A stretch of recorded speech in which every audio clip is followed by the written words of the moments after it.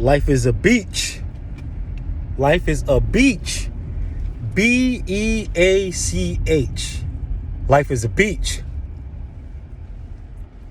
You hear the other term, that life is a female dog. This pertains to something else. The female dog is Anubis. You know that. And life is about what? Navigating through the shades of what is called the underworld. And it's the female dog known as Anubis that the infamous B word was originally attributed to. But life's a beach. And every grain of sand can be compared to once upon a time it being either a boulder or a mountain. It's just in condensed form. Granulated. A granulated mountain. Monuments of something that was once gargantuan, now being doggone near microscopic. Little victories. Every pebble of sand along the seashore. Use a little biblical imagery. This was part of the promise to Abraham regarding the size of his descendants. There'll be like grains of sand along the beach. The other analogy was they're like stars in the sky. He said you'll have too many descendants to even count. Too many descendants to even count. But it's funny that he used the beach. A lot of stuff regards the beach. When Jesus tells the other thief, today you're going to be with me in paradise. When you think in the paradise, you're thinking about a beach. That is usually the symbolic analogy that's used when you're thinking about beach. Life is a beach. You want paradise, you want vacation, you want to what? Vacate. Vacate means to leave or to exit, right? To abdicate a space. So you're vacating, you got to vacate. But you're vacating to what is considered paradise, a beach. Sandals resort. You living it up. You're doing sandals. You're doing Atlantis. You're taking all your excursions when you get to the island.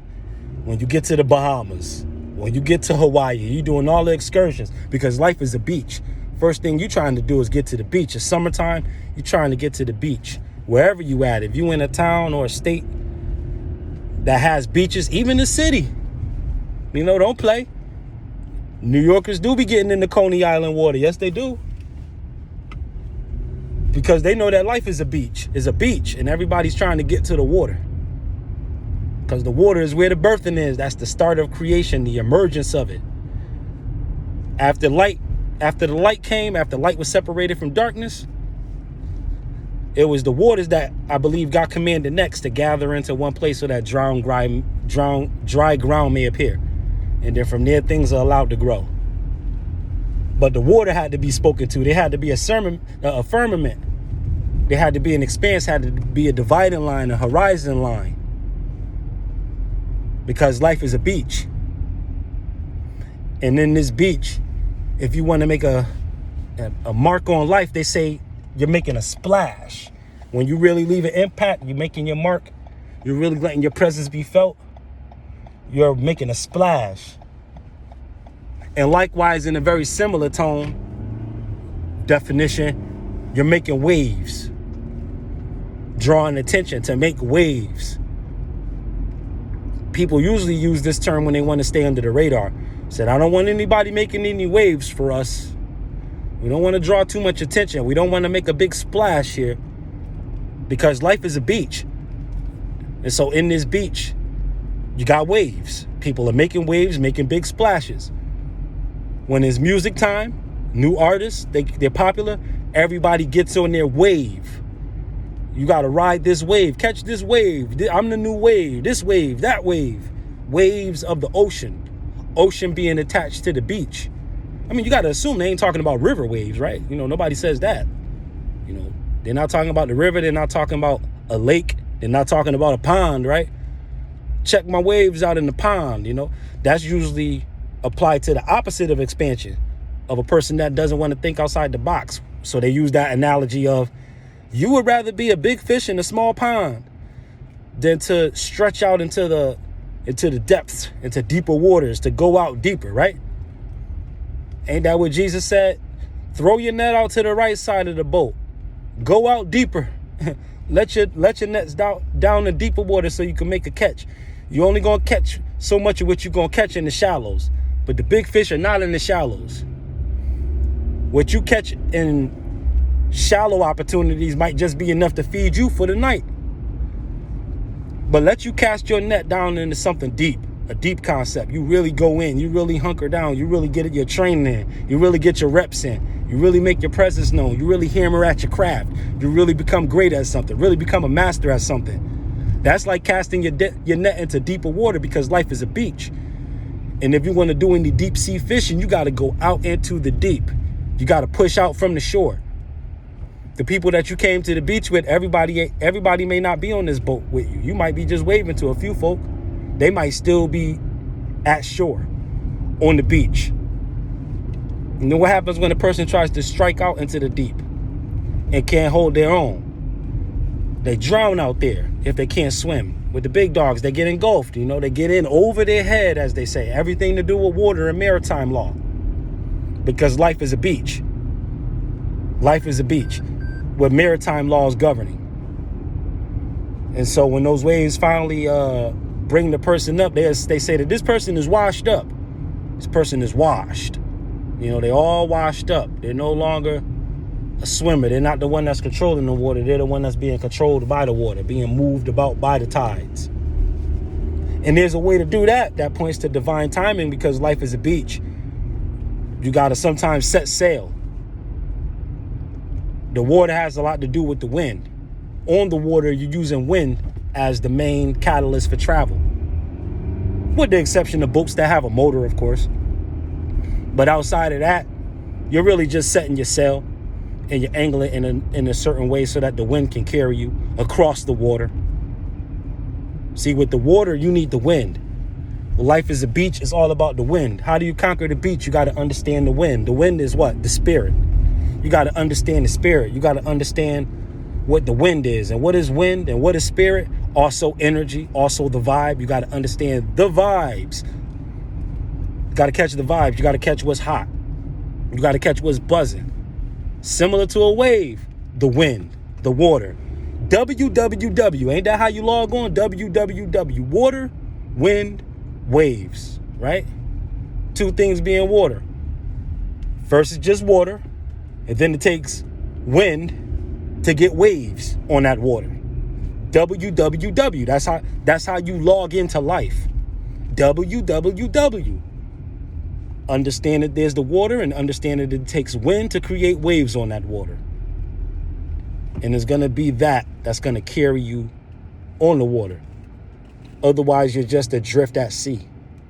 And then there's times when you settled in a space on the water, because life is a beach and you might want to just let down your anchor. Or if you're back to shore and you want to just dock the boat, to keep the boat from going away, it has to be tethered. You got to tie it up. The whole boat, you got to tie it up. You got to tether it. Or if you're out to sea, you got to drop the anchor down. Got to anchor down. What does the anchor do? Gets in touch with the ocean floor, because life is a beach. But in order to get firm rooting, the same principles apply, just like when you're on land. You got to go underground and dig your roots down into the soil or something if you want to be rooted and secure your foundation. Likewise, when you're dealing with maritime principles, you got to root yourself in the water. You have to drop your anchor and get in touch with the ground. You have to dig into this liquid substance until you reach something solid, until you reach a solid bottom. Because this is going to keep your boat in place. So you got to be striking into the deep water until you can get in touch with something solid. Whether it's a catch or whether it's just to catch the ground, to catch the ocean floor. When you want to anchor or keep your boat in place. All of these things are necessary for maritime law, because life is a beach. Life is a beach. They got things on the beach that both deal with water and don't deal with water. You're going to see an umbrella. On a lot of beaches, you're going to see umbrellas. Same way as you see an umbrella on rainy days. You know, people want to shield themselves from the rain. They don't want to get wet on a rainy day when they're not on the beach. But when they're on the beach, they're still probably going to use an umbrella so that they don't get sunburned, block it from the rays of the sun. So you still got the umbrella all over again. Whether it's dealing with a scene with water above, like rain, or dealing with the beach, where there's water across from you and water below. So you're thereby using the shield from the umbrella to really block yourself from the rays of the sun. Because the sun, although it's not the star player of the beach, it's the main backdrop to create the scene. A certain amount of hot, you know what I mean? If it's not sunny enough, if the sun isn't hot enough, you can't get people in the water. It's gonna take away from what the water is adding to it if it's not hot enough outside. So what am I saying? Life is a beach, but you gotta let your light shine brightly. Don't smother it. Shine it bright. Turn your light up. Turn up. Turn up. Turn your light up. Turn your light bright. Because this is gonna get people in the water. Because everybody on the beach of life may not have an umbrella. Some people might be suffering from societal heat stroke, suffering from economic heat stroke, and they might need an umbrella, and they might not have an umbrella. So their best bet is to just be in the water all day, just to keep cool and to keep their skin protected. They got to stay in that water, but they're not going to be jumping in if it's only 50 outside. Ain't nobody going to come to the beach either, for the most part, if it's only 50 outside. So you might have to shine a little brighter. You're going to have to shine a little brighter, at least to bring the temperature up to 90, 85 at least. And what does it take for it to be hotter outside? An increase in degrees. And where do you usually have an increase in degrees? In masonry. And what is masonry about? Building your life just like the grand architect, becoming a grand architect in your life. And that's just, scratching the surface, looking at it with a very general eye. I'm not making a commentary on the entire depths of what Freemasonry is. This is just glancing at it at the surface and making the analogy and tying it in here. But you need that higher heat to raise those degrees, but you got to shine brighter, because that's gonna suggest what? Indicate what? A higher degree of illumination, a higher degree of light intensity, right? A brighter light. You're shining bright. You hot, but you got to shine bright for it to be hot. And if you're not hot enough, nobody's going to get in the water and nobody's going to catch a wave. So again, it's Super T Sigma of Sigma Programming. I thank you again for tuning into this lesson about maritime law. Reaching is teaching. If it takes 1 million views to reach 1 million videos, so be it. But in the meantime, continue to know yourself for yourself and vibrate high, people. Peace.